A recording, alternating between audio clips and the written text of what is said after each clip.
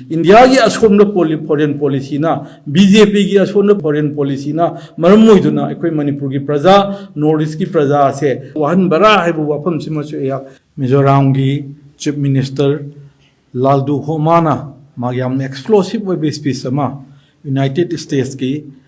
Indiana police ay mafamduda 4th September 2024 da magna chin cookie jo singi gathering ameda thamkibu wafam aduni matamdi 4th September thambani adu mathang paw si khangner pa haidar masi khangner patigi ngasi ngarang ni humni kleida press media gi adugumba sinlaw singna su print amasung electronic media da Fongdokkhiba kayam su leire taseng namakti haibasi official loina Directorate of Information and Public Relations Government of Mizoram na su 4th 9 September 2024 da yamna madu ngangkiba wahi singadu amata chithadana phongkiba su akoi thengnare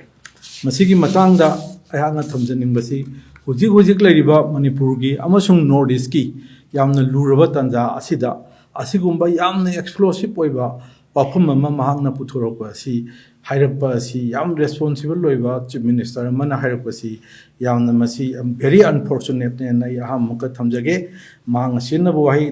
the elephant in the room gaina dugumba wahi wata mana mayamna di haiba ngamdaba wakhal de leiba poto haibani gaina mang sinariba press na chingba kaina chingba yauriba singsisu yamna laibak thibani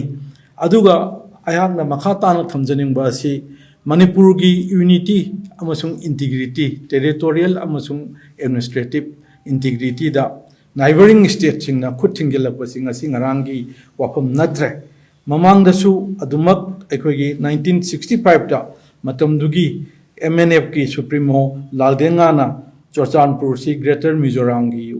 oina manung changadabani haiba wafam su laikhre adugi matungda adugi makha tarpada mathang Peace Accord na chingba Mizo Peace Accord 1986 torka matam da su hairiba Chorchanpur gi saruk khara si Greater Mizoram da yawgadabani na hairka matam da matamdugi aikogi Honorable Prime Minister aikogi Rajiv Gandhi na aikogi mahakna Mizoram nang atai haige de hayu ama atai singdo loina yare adu Manipur gi machet thugairaga Mizoram se yawbo yaroi hebu wafam si hanjan aikogi CLP leader sari bo binasu thangkhrabu wafam oi adu mahakna hairiba wafam sidaida yamna maruoiba wafam amani dang ai lokhotaraga thamjage mayamna suena khangbiraba ngaktani ahanbada masi aikogi leiba foreign hand yawbogi matangsi masidadi foreign hand si akogi charity gi oina relief gi oina yawba adugumba USA gi United States based tawba akogi CBE USA CBA NA ga ina makoi maming madura panbada yawba adugumba mayam ama akogi church ki mingda atai civil society organization sing gi mingda relief committee gi mingda adumaina tawba mayam ama su mateng mayam pirapu wafam jumana aduda palli mai ngasai gi government of Mizoram na tholokpa DIPR ki warol sida aduna chingbasu yauri adu yamna atai mayam do thamnar kanda hena maru wafam di kari non hai matamda mahakna haibasi akogi 3 different countries ki government ki makhada akogi Mizo chingsi kuki chin Mizo jo chingsi khaidoga leire ha mafam du ai mati amtang kotaw jarake we have been unjustly divided, forced to exist under 3 different countries and governments and haibani. Asima ma phajana haire different governments and haisi akoi mayam su yana khangbiraba Myanmar gi amasung Bangladesh gi amasung India gi sigi makhada kuki chin jo chin se khaido ga leire hai wafam chima ma phajana palle aduga loina na mana haiba wafam amana we will rise together under one leadership to achieve our destiny of nationhood. Nationhood si phangnabada akhoi work togadabani leader gi makhada haibana chingba potchi yamna phajana mana mayak sengna thambada natana aduguma Mizoram government ki makoi gi DIPR na Directorate of Information sina makoi na su hairi potchi public relations sina thamki wafam chu 4th September da leigre सिगी Matang सी अखोइना अतई अतई मयाम दु खर समझलगा मरु ओइबदी माना हाइनिंग इसी अतई church की करीगी अखोइ relief की करीगी अतई अतई मयाम दुगा लोइना लोइना ना मान थमनिंगी पोटसी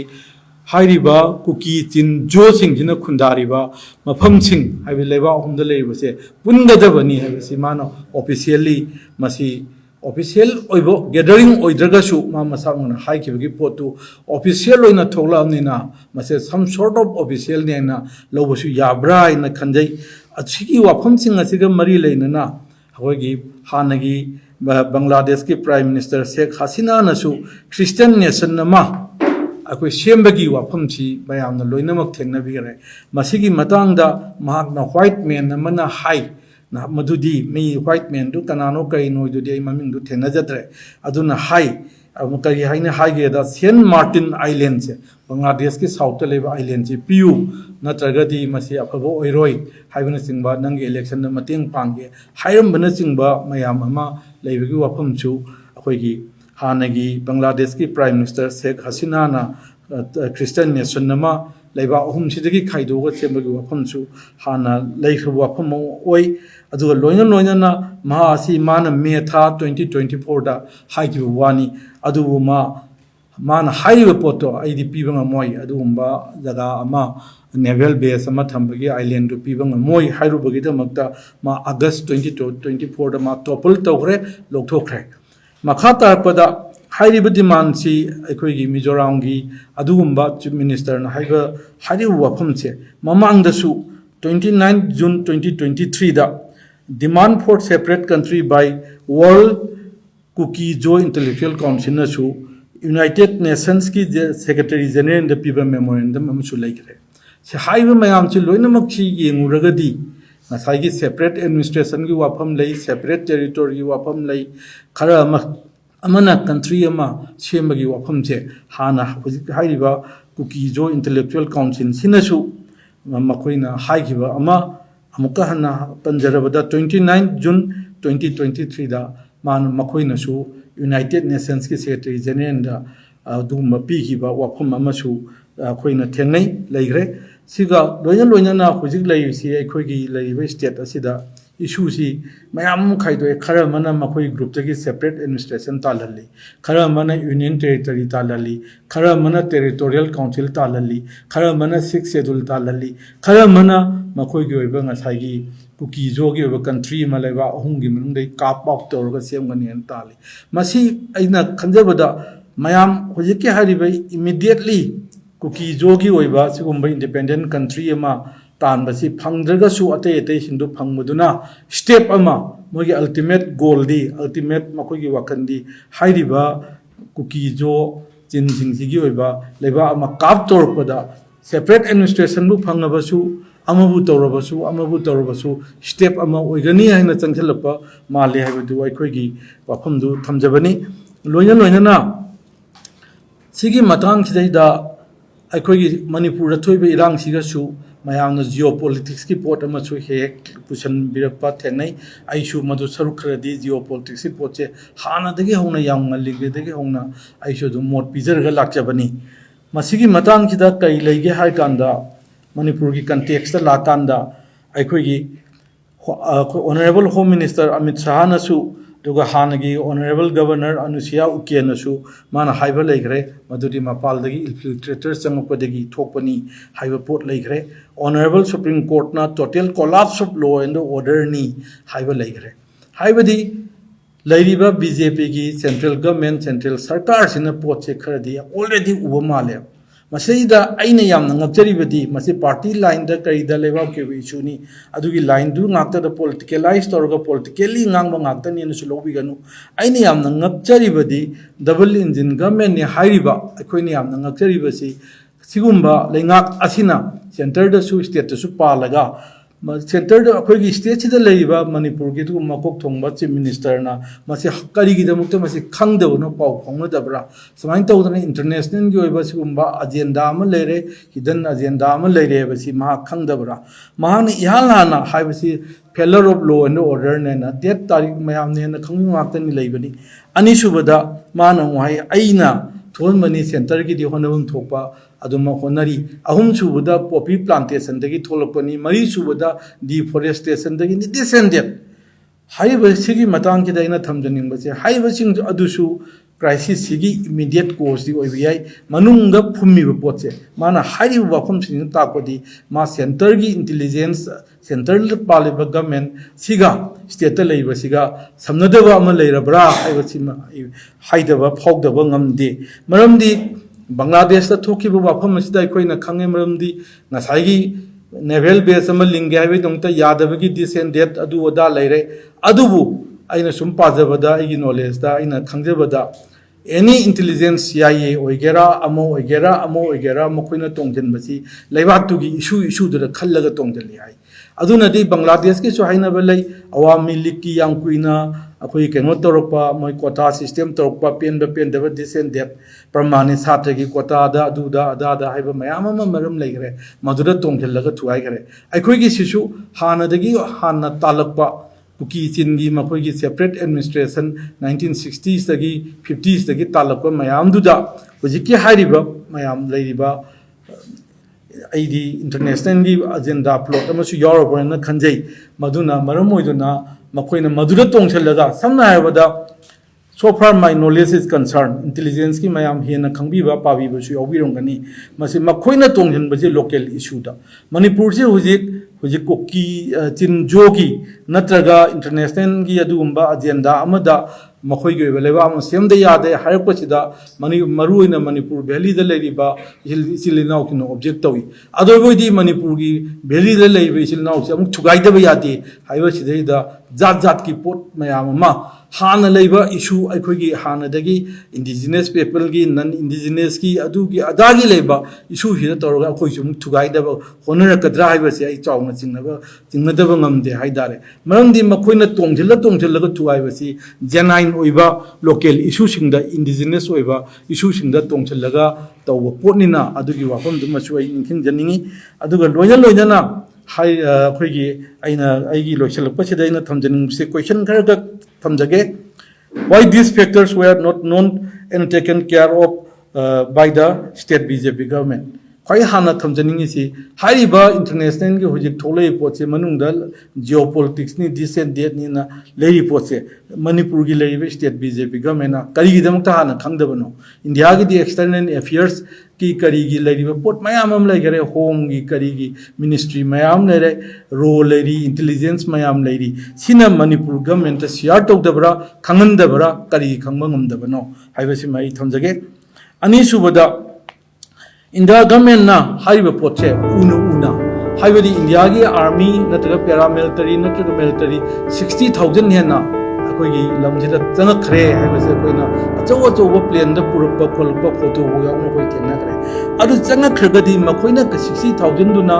सिगुम international ओइबा issue म लापदा कुकी जो की कंट्री मा इंडिया दगी सु खाइदोगा अदुगा बर्मा दगी सु खाइदोगा बांग्लादेश दगी सु खाइदोगा सेमने हाइबसे इंडिया गवर्नमेंट करिगी तुमिना लेइबो हाइबसे मसु आई अनि सुबा क्वेश्चन हाइन थमजगे अहुम सुबा क्वेश्चन दा इन थमजनिंगी सी हाइरिबा इंडिया गवर्नमेंट से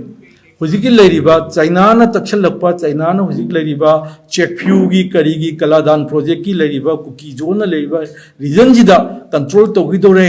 अदुना मसे तक्षलपा सिना पोट सिना मरम ओयुना अदुगे इंडिया ना क्वाड की क्वाड्रिलेटरल अलायंस की सरुक अमा यूएसए ने इंडिया ने ऑस्ट्रेलिया ने जापान ने अदुगी सरुक अमा ओइरुबुदुना चाइना ना सोमदा तक्षलपसिदा मदु लौसन गिदु सरुक चाइना ना कंट्रोल तौदु सरुकपुदी मसे अखोइगी तोखाइना म थमौरगा चाइना चंगहनदबा अदो सुननाकंदसु क्वाड्रिलेटरल अलायंस द इंडिया सु यावबनिना अमेरिका ना चिंबा यूएसए ना चिंबसे कीबदगी तुमिना इंडिया ना लेरिबरा हाइबा क्वेश्चन सिमसु आई हंगदब ngamde लोयना मरी सुबदा इना हाइजनिंगेसी हुजिकी वाफम दुमंगनी इंडिया गवर्नमेंट सी खंगना कैदोबयंग द खंगोइदोबनो वर्ल्ड की दमकते हुजि वर्ल्ड की द हुजि मिलिटरी पावर द फोर पोजीशन ओरंगनी अदुगा याना पावरफुल लेवल लेबा मनी चाइना अमसुंग यूएसए की अदुगुंबा पॉलिसी दुगी मिलते सैंडविच तौरबरा चखाइरबरा मागी असोय पॉलिसी दुना अतई अतई थोइबा कनाडा दा करीदा थोइबा सोमदा सुंगाइरे लेरिबा पॉलिसी मयाम आई सांगदोकचरोय अदुमददी अदुगी मरी लेनबा कैनो नतबनिना इंडिया की फॉरेन पॉलिसी बीजेपी गवर्नमेंट के फॉरेन पॉलिसी टोटली फ्लॉप ओइरब्रा